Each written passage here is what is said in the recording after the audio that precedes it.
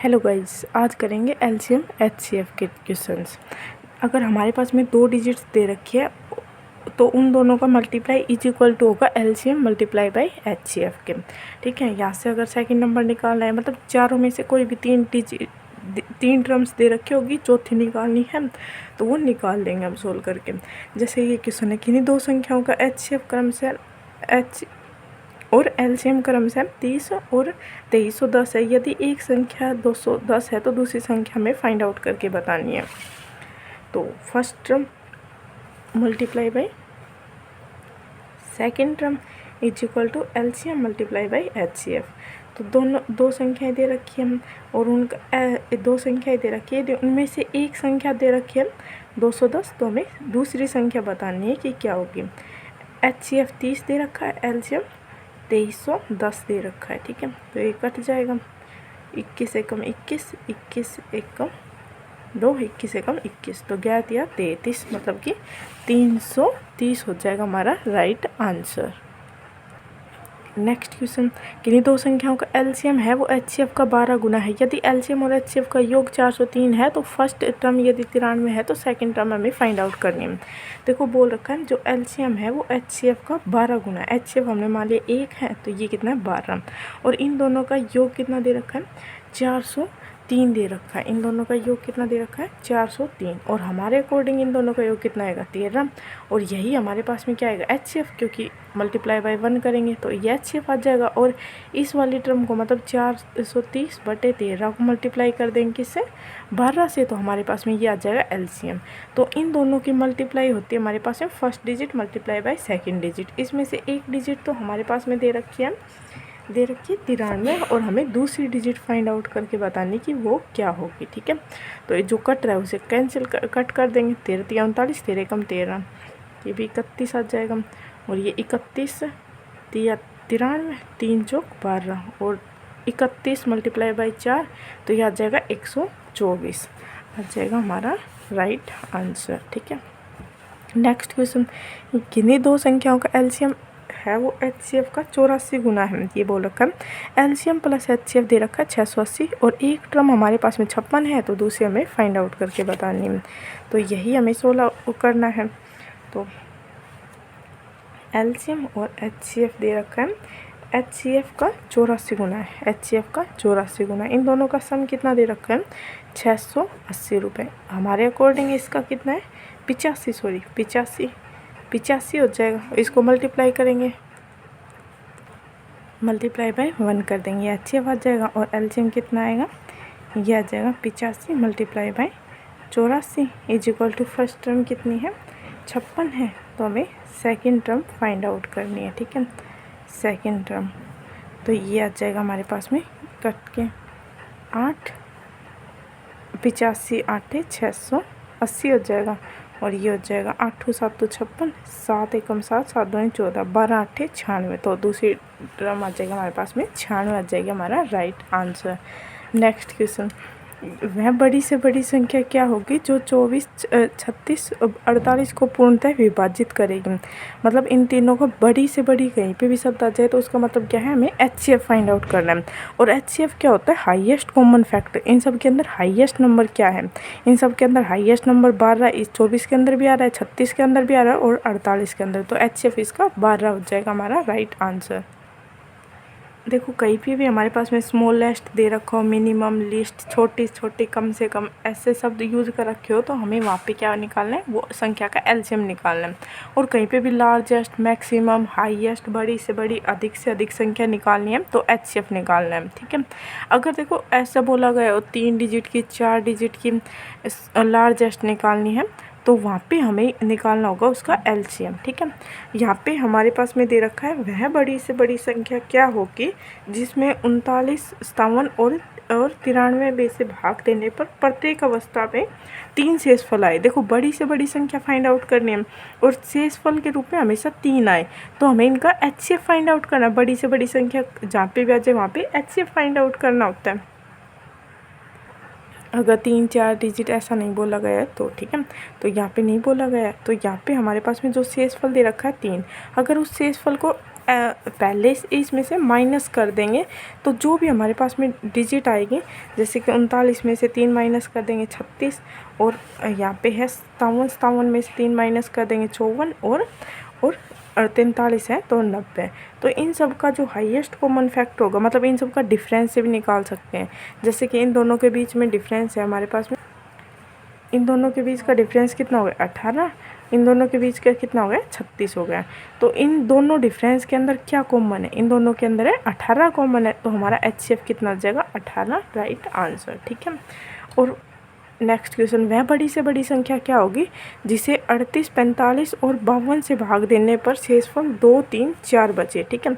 तो 2, 3, 4 बड़ी से बड़ी संख्या बोल रखी है, तो हमें सबसे पहले इसमें से जो भी हमारे पास में ये शेषफल बच रहा है ये माइनस करना होगा अगर HCF निकालना है। तो इसमें से 2 माइनस करेंगे तो आ जाएगा 36, फिर इसमें से 3 माइनस करेंगे आ जाएगा 42, और 52 में से 4 माइनस करेंगे तो ये आ जाएगा 48।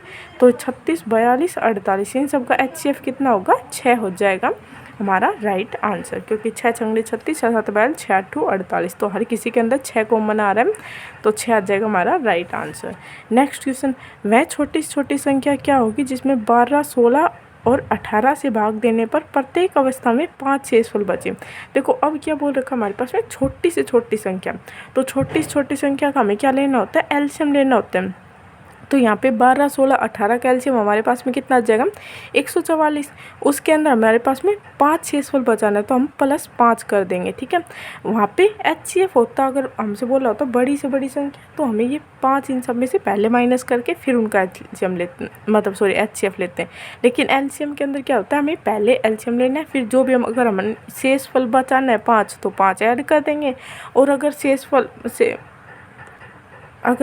10 बचाना हो तो 10 ऐड कर देते। ठीक है।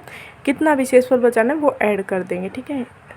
और वह छोटी छोटी संख्या क्या होगी जिसमें 52, 48 और 117 से भाग देने पर शेषफल 33, 59 और 98 बचे। तो सबसे पहले अलग अलग दे रखा हर किसी के अंदर, ऐसे HCF के अंदर आया था तो HCF के अंदर तो हमने डायरेक्ट माइनस करके फिर HCF निकाला था, लेकिन इसके अंदर हमें क्या करना है, सबसे पहले इनका कॉमन डिफरेंस सेम आएगा। जैसे कि इन दोनों के बीच में 52 और 33 का डिफरेंस कितना आएगा 19, वैसे 48 और 59 का डिफरेंस कितना आएगा 19, और 117 और 98 का भी कितना आएगा 19, मतलब कि इन सब का डिफरेंस क्या आएगा सेम आएगा।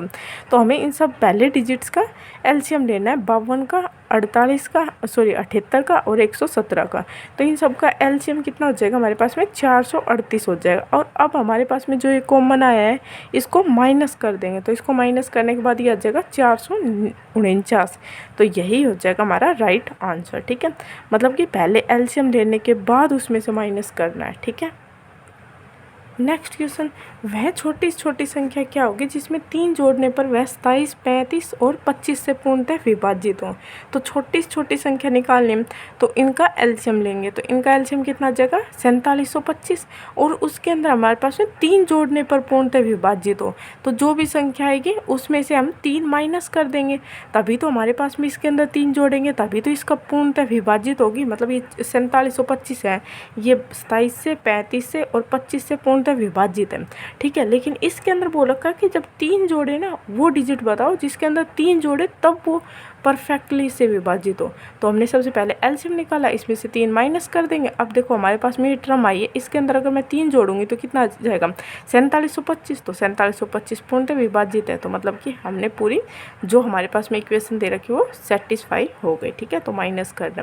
वह छोटी से छोटी संख्या क्या होगी जिसमें से 10 घटाने पर 24, 32, 36 से पूर्णतः विभाजित हो। सबसे पहले मैं 24, 32 और 36 का एलसीएम लेंगे, ये कितना आ जाएगा 288 आ जाएगा। अब देखो 10 घटाने पर तो मतलब कि इससे 10 ज़्यादा लेना पड़ेगा तभी तो हमारे पास में ये टर्म आएगी, तो इसके अंदर 10 ज़्यादा ले लेंगे। अगर इसमें से 298 आ गया, 298 में से 10 घटाऊंगी तो वो कितना आएगा 288, और 288 क्या है एलसीएम है, तो मतलब इन तीनों से पूर्णतः विभाजित होगा। ठीक है। नेक्स्ट क्वेश्चन, 3 अंकों की वह छोटी से छोटी संख्या क्या होगी जिसमें 6, 10, 15 से भाग देने पर प्रत्येक 4 बचे, मतलब कि 4 शेषफल बचे, वो हमें फाइंड आउट करना है। मतलब कि 3 अंकों की हमें सबसे बड़ी संख्या बतानी है। अब 3 अंकों की सबसे बड़ी संख्या क्या होती है? 999 होती है।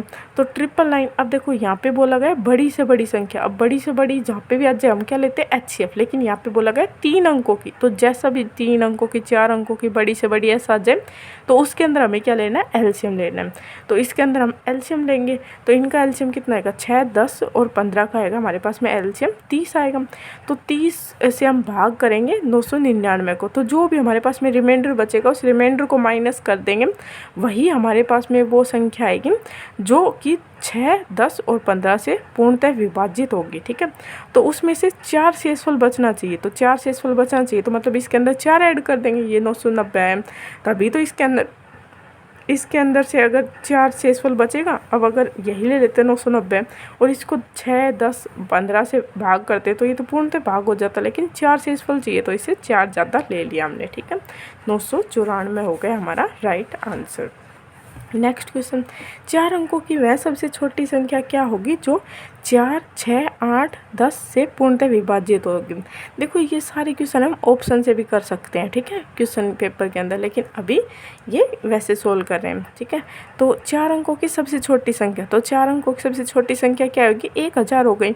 अब 1000 इन सब का LCM कितना आ जाएगा? 120 आ गया। 120 से इसे हम भाग करेंगे तो जो भी रिमाइंडर आएगा और जो जिससे भी हम भाग दे रहे हैं उन दोनों का डिफरेंस, अब देखो छोटी से छोटी के अंदर करना है, उन दोनों का डिफरेंस है हमें ऐड करना है। ठीक है, तो ये ऐड कर दे। उसके अंदर हमने क्या किया था? रिमाइंडर लिया था, रिमाइंडर माइनस किया था, लेकिन इसके अंदर हमें क्या करना है? क्योंकि छोटी छोटी संख्या, अगर इसमें से माइनस कर देंगे रिमाइंडर को तो ये तो 3 अंकों की संख्या बन जाएगी, हमें तो 4 अंकों की चाहिए थी, तो इसे में ऐड करेंगे जो हमारे पास में जिससे भाग दे रहे हैं और जो शेषफल है उन दोनों के डिफरेंस को ऐड कर देंगे। तो देखो जो हमारे पास में 1080 आई, ये 4 से भाग जा रहा है, 6 से भी जा रहा है, 8 से भी जा रहा है और 10 से भी जा रहा है, तो मतलब हमने आंसर सही फाइंड आउट किया है। नेक्स्ट क्वेश्चन, 4 अंकों की वह बड़ी से बड़ी संख्या क्या होगी जिसमें 16, 24, 36 से विभक्त करने पर शेषफल 4 दें। तो हमें बड़ी से बड़ी संख्या बतानी 4 अंकों की, ये कितनी हो जाएगी? 9999। तो इन सब का 16, 24, 36 का सबसे पहले LCM निकालेंगे। LCM कितना आएगा? 144। 144 से भाग देंगे तो हमारे पास में यहाँ पे शेषफल कितना बच गया? 63। 63 को माइनस कर देंगे। अब माइनस करने के बाद में 4 शेषफल दें, तो जो भी हमारे पास में है हमारा LCM के बाद में 63 माइनस करने के बाद में कितना गया? 9936 आ गया। अब 4 शेषफल जब ही देगा जब इसमें से हम 4 इसमें ऐड कर देंगे, तो हमने 4 ऐड कर दिए, ये हो गया हमारे पास में 9940। तो अगर 9940 को 16, 24 और 36 से भाग करेंगे तो हमारे पास में हर किसी में 4 शेषफल बचेगा। तो ये हो गया हमारा राइट आंसर। देखो नेक्स्ट कॉन्सेप्ट, कभी भी हमारे पास में रेस दे रखी हो या फिर कोई भी घंटी का क्वेश्चन हो, जैसे कि इतनी देर के बाद मेरी घंटी बज रही है लगातार, मतलब कि अलार्म घंटी वगैरह, ये सब इन सब का हमारे पास में कोई भी क्वेश्चन दे रखा हो तो हमें LCM लेना होता है। और कोई भी हमारे पास में टाइल दे रखी है और उसका साइज हमें निकालना, तो उसका हमें निकालना होता है HCF। ठीक है, जैसे कि कम से कम कितनी टाइल्स लगानी चाहिए, ठीक है, तो HCF कितने आकार की होनी चाहिए वो HCF से निकालते हैं। जैसे ये क्वेश्चन है, 4 अलार्म क्रम से 6, 8, 12, 18 मिनट के अंतराल पर बजती है। यदि सभी एक साथ मिलकर बजे 4 बजे हो तो अगली बार कितने बजे बजेगी, ये बताना है। ठीक है, अब देखो वो 4 बजे बज चुकी, ये हमसे बोल रखा है, तो देखो इन सब का LCM लेंगे, 6, 18, 8, 12 और 18 का, तो इनका LCM कितना आ गया?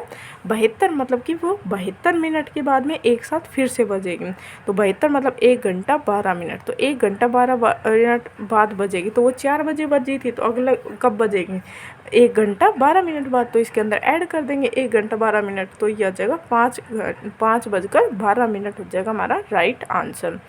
अगला क्वेश्चन बोल रखा है 6 घंटे में कितनी बार बजेगी? 6 घंटे के अंदर हमें बताना। अब देखो 72 मिनट के अंदर एक बार बजती है, ये 7 तो इसे 6 घंटों को हम मिनट के अंदर कन्वर्ट कर लेंगे, ये आ जाएगा हमारे पास में 360 आ जाएगा। 360 तो 360 को अगर हम 72 मिनट से डिवाइड करेंगे तो ये कितनी बार बजेगी, 5। लेकिन एक बार वो पहले 7 बजी थी, अगर बोल रखा है ना क्वेश्चन के अंदर, अगर देखो बोल रखा है वो पहले बज चुकी है एक साथ, उसके बाद में वो कितनी बार बजेगी, तो इसलिए हम एक और ऐड करेंगे शुरुआती, क्योंकि शुरुआती का कोई टाइम थोड़ी ना होता है। अब देखो आपने स्टार्ट किया तो शुरुआत में जो बजी है उसने टाइम थोड़ी ना लिया है, जो बाद में बजी है 5 उन्होंने ही तो टाइम लिया था, वो तो स्टार्टिंग में बजी थी, तो उसको एक बार ऐड करेंगे। ठीक है, तो टोटल कितनी बार बजेगी, 6 बार बजेगी। कितने घंटे के अंदर, 6 घंटों के अंदर। ठीक है, अगला क्वेश्चन, एक अलार्म को 9 बजे 9 बार बजने में 9 मिनट का समय लगता है, तो 11 बजे 11 बार बजने में उसे कितना समय लगेगा। अब देखो 9 बार बजी है कितनी देर में, 9 मिनट के अंदर बजी है। अब देखो ये 9 मिनट है, क्या उसने 9 बार बजने का टाइम है, ये टाइम तो उसने केवल 8 बार बजने का ही लिया होगा, क्योंकि पहली बार जब बजी होगी तो उसने क्या टाइम नहीं लिया था। ठीक है, उसका टाइम काउंट नहीं होता है, जो स्टार्टिंग होता है उसके लिए। ठीक है, तो ये कितनी बार 9 मिनट के अंदर कितनी बार बजी है, 9 मिनट के अंदर बजी है, 9 मिनट में बजी है 8 मिनट के अंदर बजी है 9 बार, क्योंकि पहली वाली का हमने काउंट नहीं किया। 8 मिनट के अंदर 9 बार बजी है। ठीक है, तो हमसे पूछा है कि 11 बार बजने में, तो 11 बार बजने का थोड़ी ना टाइम होगा, पहली बार जब बजी होगी तब टाइम नहीं लिया होगा, तो मतलब हमें टाइम निकालना है 10 बार बजने का। तो 10 बार बजने का हमें टाइम फाइंड आउट करना है, तो 8/9 आ जाएगा एक बार बजने का टाइम। तो हमें 10 का फाइंड आउट करना है, तो मल्टीप्लाई बाई 10 कर देंगे, ये हो जाएगा 80/9 = 9। सॉरी, ये थोड़ा गलत पढ़ लिया क्वेश्चन। देखो क्या बोल रखा है, 9 बार बजने में 9 बार बजने में 9 मिनट का समय लगता है। अब देखो वो बजी कितनी है, 9 बार, और कितना मिनट लगा है, 9 मिनट लगा है। तो 9 बार बजने में उसे थोड़ा ना 9 मिनट का टाइम लगा है, उसे बजने में तो कितने बार का टाइम लगा, 8 बार बजी है, क्योंकि पहली वाली जो बार बजी थी वो काउंट नहीं होती, उसमें 8 बार बजने में इसने कितने मिनट लिए, 9 मिनट लिए। तो हमें बताना है कि उसे 11 बार बजने में कितना समय लगेगा। अब देखो समय जो हमारे पास में लगता है पहली बार बजने का, वो कोई समय नहीं लगता, वो स्टार्टिंग में बजती है। तो ये हमें समय निकालना है 11 बार का नहीं, ओनली 10 बार का। ठीक है, तो 8 बार बजने में उसे 9 मिनट लगे हैं। ठीक है, तो एक बार बजने में उसे कितना समय लगेगा, 9/8 लगेगा। तो हमें निकालना है 10 बार का, तो मल्टीप्लाई बाई 10 कर देंगे तो आ जाएगा 90/8 आ जाएगा। तो 8 एकम 8 यहाँ पे बच जाएगा, फिर 8 एकम 8 1/4। इस मिनट को सेकंड के अंदर कन्वर्ट करेंगे तो ये आ जाएगा 15, मतलब 11 मिनट 15 सेकंड उसे लगेगा 11 बार बजने में। ठीक है, अब नेक्स्ट कॉन्सेप्ट हमारे पास में देखो, कोई भी हमारे पास में फ्रैक्शन के अंदर दे रखे कोई भी डिजिट और बोल दिया जाए उसका HCF लेना है।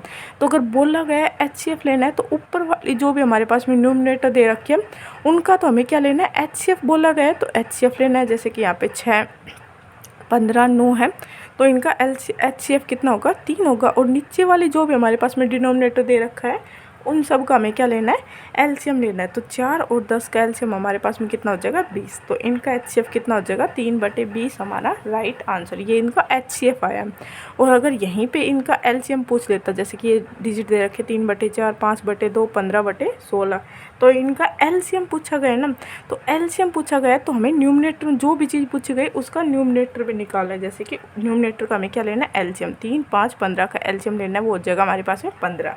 और नीचे जो भी डिनोमिनेटर के अंदर है उसका क्या लेना है, HCF। तो 4, 2 और 16 का HCF हमारे पास में कितना आ जाएगा, 2 आ जाएगा।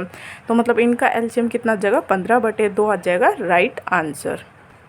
नेक्स्ट क्वेश्चन, 3 धावक ABC 16 किलोमीटर लंबे वृत्ताकार रास्ते पर एक स्थान से एक ही समय पर एक ही दिशा में दौड़ना शुरू करते हैं। वे 4, 6, 8 किलोमीटर प्रति घंटे की स्पीड से दौड़ते हैं, तो कितनी देर बाद वे आपस में उसी समय पर मिलेंगे, ये हमें फाइंड आउट करना है।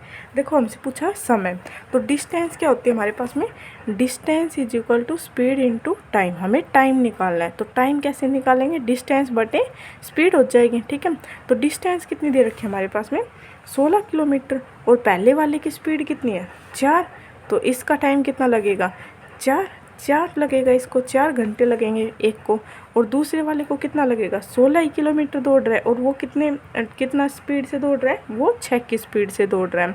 तो उसे टाइम कितना लगेगा, उसे टाइम लगेगा 2 8 16, 2 3 6, मतलब कि 8/3 घंटे। सी है वो भी 16 किलोमीटर दौड़ता है, लेकिन वो कितना स्पीड से दौड़ता है, 8 किलोमीटर प्रति घंटे की स्पीड से। तो इनका ये आ जाएगा 2 आ जाएगा।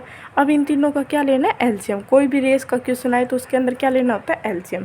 तो एलसीएम कैसे लेते हैं, फ्रैक्शन वाली का ऊपर वाली का हमें क्या लेना होता है, ऊपर वाली का हमें एलसीएम लेना होता है ऊपर वाली टर्म का। तो ये आ जाएगा हमारे पास में 8 आ जाएगा, 4 दूनी 8। अब देखो ये किससे जा रहा है, 1 से जा रहा है, तो इस 1 को मल्टीप्लाई करना है इसके डिनोमिनेटर से। तो डिनोमिनेटर से 1 को मल्टीप्लाई करेंगे तो आ जाएगा 3, और यहाँ पे ये 2 चौक 8, ठीक है। तो यहाँ पे ये हमसे पूछा गया था उसे कितने टाइम बाद मिलेंगे, ये हमारे पास में निकालने की ज़रूरत नहीं थी वो, लेकिन हमने निकाल दिया। लेकिन ये हमारे पास में आ गया 8 राइट आंसर, मतलब कि वो 8 मिनट के बाद में 8 घंटे के बाद में एक दूसरे से मिलेंगे उसी स्थान पर, ठीक है। अगर ये पूछा होता वो पहली बार कब मिलेंगे, तो हम क्या लगाते, रिलेटिव फॉर्मूला का कंसेप्ट लगाते हैं। वो क्या होता है, अगर सेम डायरेक्शन के अंदर दौड़ रहे हैं तो देखो distance is equal to speed into time. अगर सेम डायरेक्शन के अंदर दौड़ रहे हैं तो डिस्टेंस क्या होती है, माइनस होती। और अगर अपोजिट डायरेक्शन के अंदर दौड़ रहे होते हैं तो हमारे पास में रिलेटिव स्पीड क्या होती है, ऐड होती। तो डिस्टेंस बटे रिलेटिव स्पीड से निकाल देते हैं उसे, ठीक है। एक आयताकार कमरे की लंबाई व चौड़ाई 135 व 105 मीटर है।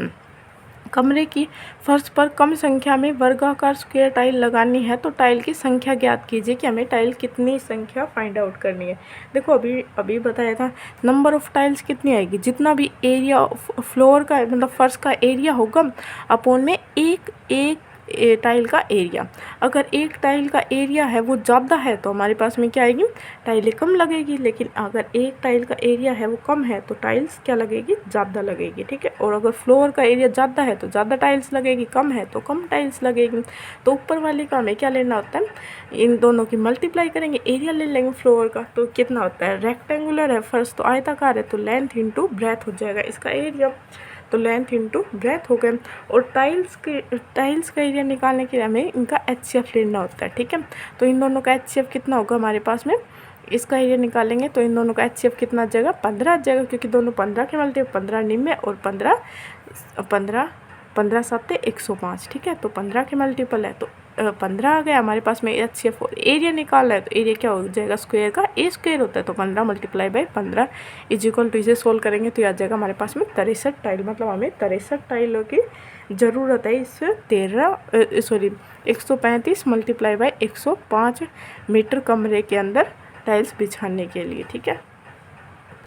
नेक्स्ट क्वेश्चन, 3 आयताकार खेतों का क्षेत्रफल 105 metre square, 147 metre square, 231 metre square है। तो तीनों खेतों में समान क्षेत्रफल में बड़े बड़े आकार की फुलवारी के यदि मतलब क्यारी है, यदि फुलवारी की लंबाई 7 मीटर है तो चौड़ाई हमें फाइंड आउट करके बतानी है। तो देखो 105, 147 और 231 दे रखे हैं। तो इसके अंदर हमारे पास में इन तीनों का HCF कितना होगा, 21। और एक हमारे पास में एक टर्म कितनी दे रखी है, 7। तो दूसरी हमें फाइंड आउट करने को x मान ली इज इक्वल टू 21 आएगा, क्योंकि इन दोनों का HCF है 21। तो x की वैल्यू हमारे पास में कितनी आ जाएगी, 3 आ जाएगी हमारा right answer. Okay, thank you.